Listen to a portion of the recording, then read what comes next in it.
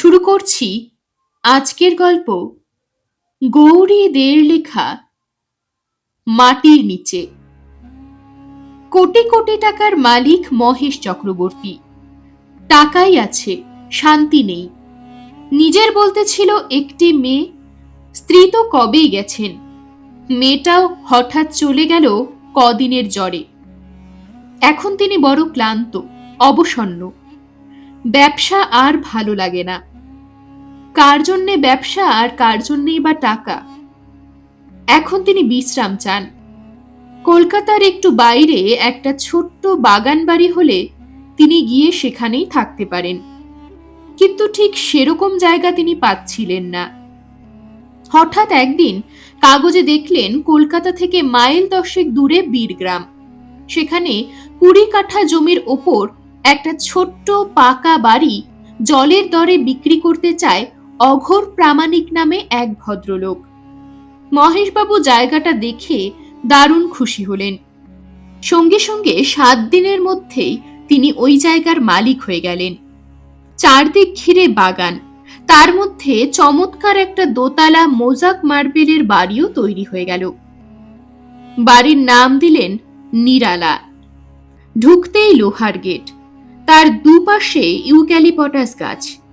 বাগান বিলাসের বাহার। গেট পেরিয়ে পাথরকুচো ছড়ানো সরু রাস্তা একেবারে বাড়ির সদরে এসে থেমেছে। চারিদিকে গাছের সারি, কিন্তু মধ্যিখানটায় হাত দিলেন না, ফাঁকাই রাখলেন। ঠিক করলেন তার তো কেউ নেই, ওই জায়গাটাকে পার্কের মতো সাজাবেন। দোলনা, বাঘবন্দি নানা রকম করবেন।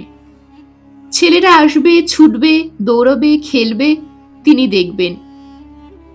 তার একধারে একটা ঘেরা জায়গায় একটা সুইমিং পুল থাকবে। গ্রামের বাচ্চারা সেখানে সাঁতার শিখবে, আনন্দ করবে। গ্রামের 2-1 মাতব্বর বললেন, সুইমিং পুলে সাঁতার শিখবে গ্রামের ছেলে? কেন, পুকুর আছে তো। মহেশবাবু ধমকে উঠলেন তাদের। তা আছে, ম্যালেরিয়ার ডিপো ওই পুকুরগুলোতে বাচ্চাগুলো না চুবলে ম্যালেরিয়া হবে কি করে বলুন? আমি কলকাতা থেকে সাঁতারু করুণাময় দত্তকে নিয়ে আসব। তিনি ছেলেদের ছোট থেকে সাঁতারু তৈরি করার চেষ্টা করবেন। বলা যায় না, ভবিষ্যতে ওরা অলিম্পিকে নাম করতে পারে। কথা মতো কাজ শুরু হলো। সব ঠিক চলছিল, কিন্তু পুকুর তৈরি করতে গিয়ে নানা বিপত্তি দেখা দিতে লাগলো। নরম মাটি কিন্তু কিছুতেই কাটা যাচ্ছে না। মহেশবাবু অন্য ব্যবস্থা করলেন, মেশিন দিয়ে পুকুর কাটলেন। কিন্তু কি আশ্চর্য, তাতেও 2বার মেশিন আটকে গেল। অবশেষে কাজ শেষ হলো। এক অপূর্ব মন ভরানো, চোখ জুড়ানো বাগান বাড়ি হলো মহেশবাবুর। ঠিক হলো 1 আগস্ট থেকে পার্কটা গ্রামবাসীদের জন্য খুলে দেওয়া হবে। তবে সুইমিং পুলে ঢুকতে গেলে সামান্য খরচ করতে হবে। গ্রামের লোকেরা এতে একটু অবাক হলো। মহেশবাবু ওদের বুঝিয়ে বললেন, সুইমিং পুলে নামতে গেলে আগে পরিষ্কার জলে চান করে নামতে হয়, আবার উঠেও চান করতে হয়। এর জন্যে আর জল নিয়মিত পরিষ্কার করার জন্যে একটা খরচ আছে। তিনি চান ভবিষ্যতে এই পার্ক আর পুল দেখাশোনার দায়িত্ব গ্রামের স্থানীয় ছেলেদের ওপরই থাক। তখন ওই সব খরচ চালাবার অভাবে সবটাই বন্ধ হয়ে যাবে।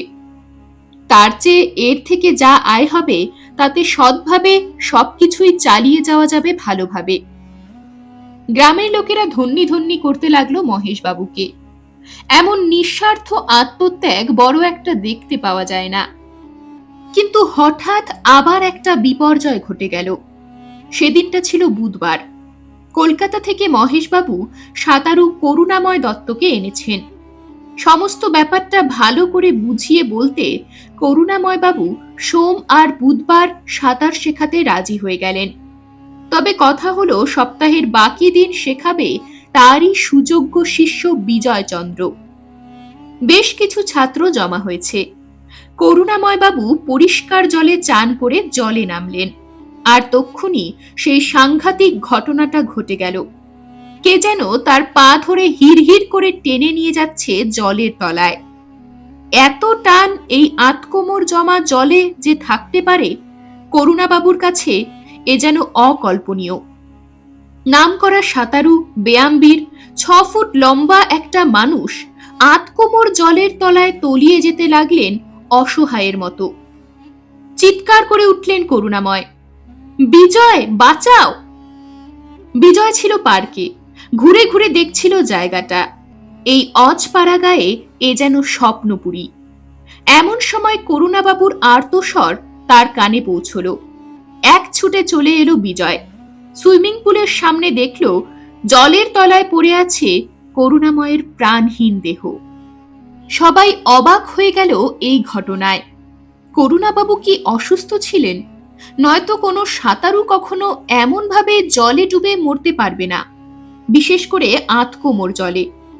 তবে কি তিনি অসুস্থ ছিলেন? না পায়ে শির টেনে ধরেছিল? করুণাবাবুর দেহটা পোস্টমর্টেম করা হলো, কিন্তু তার অসুস্থতার কোনো রিপোর্ট পাওয়া গেল না। তা কিছু না হোক, 3 মাস কেটে গেল এসব ঝামেলায়। 3 মাস পরে করুণাবাবুর জায়গায় বিজয় এলো সাঁতার শেখাতে। কিন্তু ছাত্র সংখ্যা আগের চেয়ে অনেক কমে গেল। গ্রামের অন্ধ সংস্কার, কেউ আর পুলে নামতে রাজি নয় সন্ধ্যের পর থেকে। 2 জন ছিল। বিজয় জলে নেমে ডাকল, আয়, নেমে আয়। ছেলেরা নামার আগেই হঠাৎ দেখা গেল বিজয় তলিয়ে যাচ্ছে জলের নিচে। এবার সবার টনক নড়ল। মহেশবাবু ছুটলেন পাশের গ্রামের অঘোর প্রামাণিকের বাড়ি। বাড়িতেই ছিলেন তিনি। মহেশবাবু তখন হাঁপাচ্ছেন। অঘোরবাবু বললেন, বসুন মহেশবাবু, আপনার যা জিজ্ঞেস করার করে নিন। আমি জানতুম আপনি আসবেন। আপনি জানতেন আমি আসব? অবাক হলেন মহেশবাবু। অঘোরবাবু বললেন, অত বড় জায়গা সামান্য টাকায় কেন আমি বিক্রি করে দিয়েছি, এটাই তো আপনার জিজ্ঞাস্য, তাই না মহেশবাবু? মহেশবাবু অত্যন্ত বিরক্ত হয়ে বললেন, হ্যাঁ, ঠিক তাই। দয়া করে বলবেন আপনার রহস্যটা। অঘোরবাবু বললেন, ভেবেছিলাম জায়গাটা আমার সহ্য হচ্ছে না, তাই বলে অন্যেরও যে হবে না এটা ভাবতে পারিনি। সহ্য হলো না মানে? জিজ্ঞেস করলেন মহেশবাবু। অঘোরবাবু বললেন, জমিটা ছিল আমার মামাতো ভাইয়ের। তার একমাত্র সন্তান গগন রাজনীতি করতে লাগলো। তারপর হঠাৎ একদিন নিখোঁজ হয়ে গেল। মামাতো ভাইয়ের ওই ছেলে ছাড়া আর কেউ ছিল না। মনের দুঃখে সেও আত্মঘাতী হলো। যাবার আগে একটা চিরকুটে জমিটা আমাকে দানপত্র করে দিয়েছিল। আমি খুব গরিব মানুষ, মনে করেছিলুম জমিটায় কিছু ধান চাষ করে জীবনটা কাটিয়ে দেব। তাই আমি, আমার মেয়ে ছেলে সকলে একদিন ভাড়া ঘর ছেড়ে উঠে এলাম ওই বাড়িতে। কিন্তু রোজ রাতে আমরা একটা কান্নার শব্দ শুনতে পেতুম। গ্রাহ্য করিনি। একদিন সন্ধে হবার ঠিক আগে কিছু গাছ এনে পুঁতব বলে মাটিটা গর্ত করতে গিয়ে দেখি এত শক্ত কিছু একটা যে ধারালো খোঁচা দিয়ে আঘাত করলেও কিছু হচ্ছে না। অবাক হয়ে মাটিতে হাত দিয়ে গর্ত করে দেখতে গেলাম ব্যাপারটা কি। সঙ্গে সঙ্গে মনে হলো গরম চটচটে তলতলে কি যেন হাতে লাগলো। হাতটা তুলে চোখের সামনে ধরতে চমকে উঠলুম। এ কি? চাপ চাপ রক্ত! কি করে লাগলো আমার হাতে? আবার মাটির দিকে তাকালুম। কোথাও কিছু নেই, কিন্তু হাতের রক্তটা তো মিথ্যে বলবে না। কি না কি লেগেছে রক্ত মনে করছি ভেবে আবার হাত দিতেই ইলেকট্রিক শক লাগার মতো চিন চিন করে উঠল হাতটা। তবে কি সাপে কামড়ালো? ছেলে তক্ষুনি গ্রামের হাসপাতালে নিয়ে গেল। ওরা বলল সাপ না। তবে কি? বুঝতে পারল না ওরা। কিছু না বলে ছেড়ে দিল। কিন্তু আমার আর ভরসা হলো না ওখানে থাকতে। মহেশবাবু বিরক্ত হয়ে বললেন, দয়া করে কথাগুলো যদি আমাকে বলে রাখতেন তবে। অঘোরবাবু ভেঙে পড়লেন। বললেন, আমি জানি আপনি তাহলে নিতেন না, কিন্তু আমি যে বড় গরিব মহেশবাবু, ওই জমি বিক্রির টাকার লোভটা সামলাতে পারলুম না। অন্তত ওই টাকায় একটা মাথা গোজার মতো আস্তানা তো পেয়েছি। মহেশবাবু বললেন, তবু বলবো কাজটা ভালো করলেন না। আমি এত খরচ করে পুল তৈরি করলুম, আবার ভাঙতে হবে, এতে প্রচুর টাকা লোকসান হবে।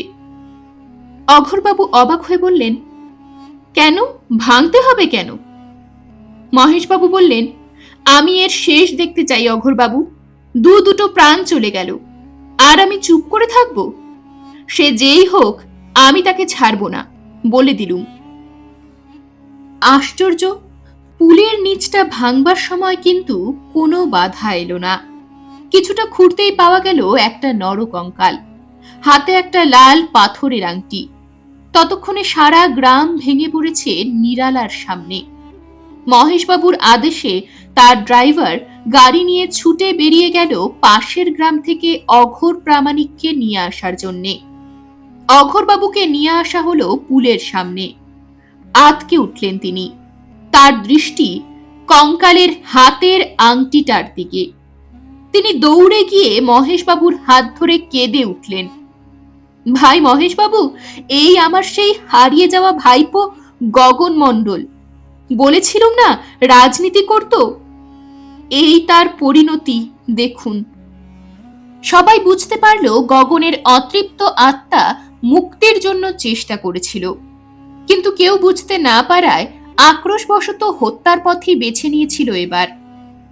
যাদের গৃহপ্রবেশে বলবেন ভেবেছিলেন, তারাই এলো গগনচন্দ্রের শ্রাদ্ধ অনুষ্ঠানে। পুজো হলো, শান্তি সস্তয়ন করার পর গগনের কঙ্কালটার সৎকার করা হলো। মহেশবাবু পুকুর বুঝিয়ে গাছ পুঁতলেন, গাছের তলায় বেদি করলেন বসার জন্যে। এরপর থেকে কোনো অঘটন ঘটেনি। এরকমই আরো সব গল্প পেতে চ্যানেলটিকে সাবস্ক্রাইব করে দেবেন। আর গল্পটি যদি ভালো লেগে থাকে তাহলে লাইক, শেয়ার আর কমেন্ট করে দেবেন।